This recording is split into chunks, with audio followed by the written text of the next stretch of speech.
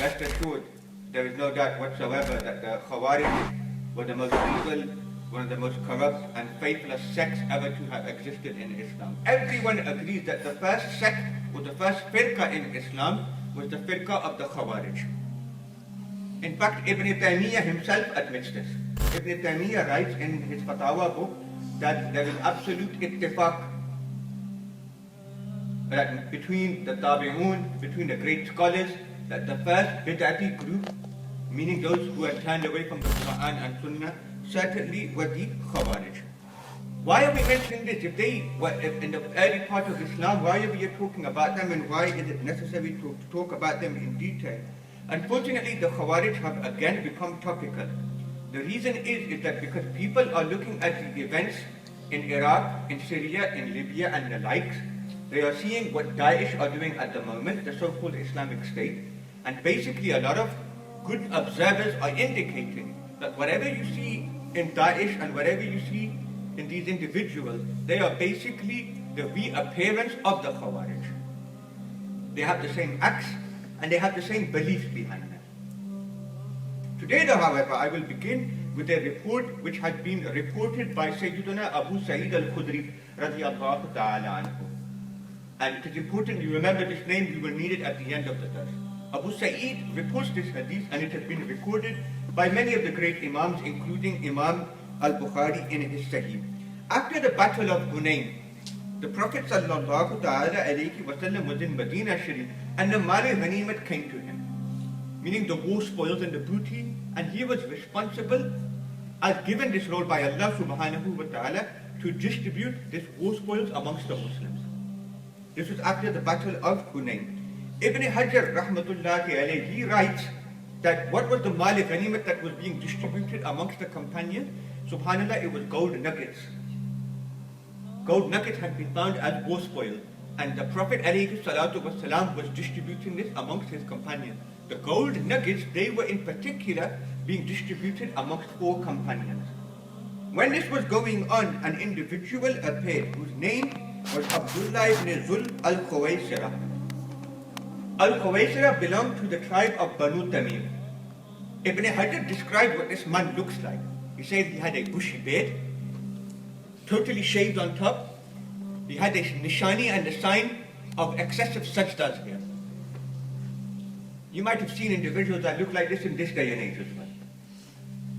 But he looked like a pious individual, and he looked quite mean, and he was big, and he had the mark and the sign of a sajda. He made some comments that astaghfirullah resulted in utmost disrespect to Sayyiduna Rasulullah sallallahu alayhi wa sallam. He came, Al-Khuwaysira saw that he was distributing the war spoils. What did this individual say? Ittaqillah ya Muhammad. Pay Allah, O Muhammad. Allahu Akbar. Who is more God-fearing than Sayyiduna Rasulullah sallallahu alayhi wa sallam? How could he say that to our Prophet alayhi salatu wa sallam? We're still in this report. Where did he use? He didn't say Ya Rasulullah, he said Ya Muhammad. This again is a form of Mustafi. What did our Prophet sallallahu ta'ala alayhi wa sallam do in response? He was very angry. And he said to him, he said, Waylak, woe to you. وَمَنْ يَعْدِلُ إِذَا لَمْ أَعْدِلُ. If I don't do adl, if I am not fair in the distribution, who on earth can be fair? Meaning that I am the most fairest and the most just individual ever to have existed. Sayyidina Umar radiyallahu ta'ala anhu immediately stood up and he said that, Ya Rasulullah, i'zin li, fala adriba unuka. Give me ijazat and I will dissect his head from the rest of his body right now. He knew a gustaf when he saw one. The Prophet alayhi salatu wasalam loved Sayyidina Umar. Sayyidina Umar loved Rasulullah sallallahu alayhi wa sallam. When he heard such gustafi, such insult, he said, let me kill him immediately. The Prophet ﷺ said no. Moments later, the sword of Allah, Khalid bin Walid radiyallahu ta'ala anhu, he approached the Messenger, peace be upon him, and said exactly the same word, Ya Rasulullah, give me permission to behead him. Again, the Prophet ﷺ said no. Why did he say no? When he went on to say and explain, there is no point in killing this individual. Why? Because he is only one part of a larger group that will form after I have left this world. They are the main culprits. And then he went on to describe who these people were. In essence, what did the Prophet do? He began to describe who the Khawarij would be. And he was indicating that this individual, he is part of them. The way that he has shown insult to me, the Khawarij, when they appear, they will show insult as well. In this particular hadith, the Prophet ﷺ went on to describe how to spot them. Number one, he said that your salah will look inferior compared to their salah. Allahu Akbar. Meaning that when they perform salah, they will perform it as perfectly. They will look as the most God-fearing individuals ever. That is why I made a point to mention that this individual had a sajda mark on his head. Zahiri taught me at least. On the apparent, they will look like the most pious people. The Prophet went on to say, your fasting will look inferior to theirs. That when it comes to ibadat, they will seem as the best of all people. They will recite the Quran, but it will not pass their throats. Allahu Akbar. They look apparently as if they are very pious, but when they recite the Quran, the barakah and the faith will not go to their heart, it will stay here.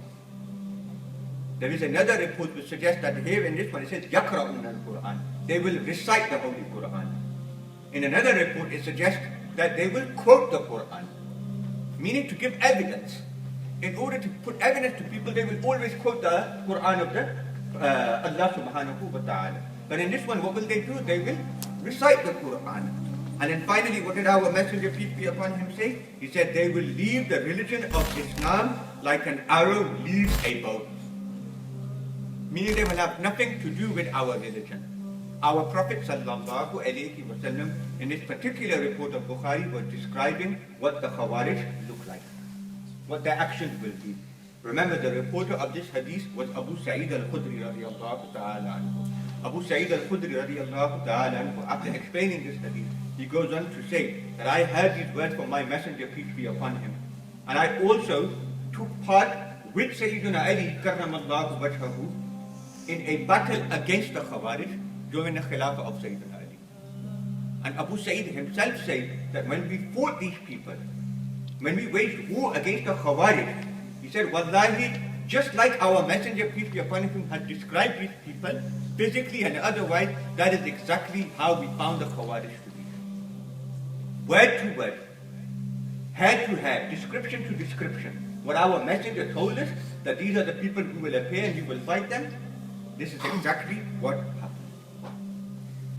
Having said that, in this modern day, people have said that Daesh, the so-called Islamic State in Iraq and in Syria, they have their roots in the Khawarij. I hope you can appreciate how. Number one, they are both Gustaqi Rasul sallallahu alayhi wa sallam. Number two, they do the takfir of people, meaning calling people kafirs. Daesh are doing that now with the Sufis and the Sunnis. They did that with Sayyidina Ali and the companions Ridwanullahi alayhim ajma'in. Number three, both use catchy slogans. The Khawarij use catchy slogans to brainwash and to confuse Muslims. La hukma illa lillah. There is no rule except the rule of Allah. If an ignorant or a person who doesn't know much about Islam hears that slogan, he can't say, hang on, that's false. He has to believe in it. Daesh are doing exactly the same today. They are using catchy slogans which have no substance whatsoever to try to trick our youth. What do they say? They say, support us, the Islamic State. If you are not supporting us, you are supporting the infidel state. They say either you are with us or you are against us. If you do not support Daesh, it means you are supporting Kuffar, you are supporting Obama and the likes, therefore you are an infidel. Muslims, bitari, they don't know the answer to that. Catchy slogans.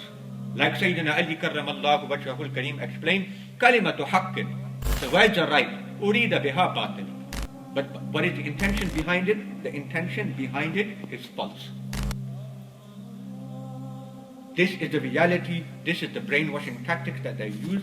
Listen to what our Prophet sallallahu alayhi wa sallam said. Will come near the end of time. Huddasul Asnan, in age very young, juveniles, silly in that sense, meaning they are not mature-minded. Does that not fit the description of Daesh and Khawarij? Sufaha'ul Ahlam, stupid. Intelligent, Sufaha literally means stupid.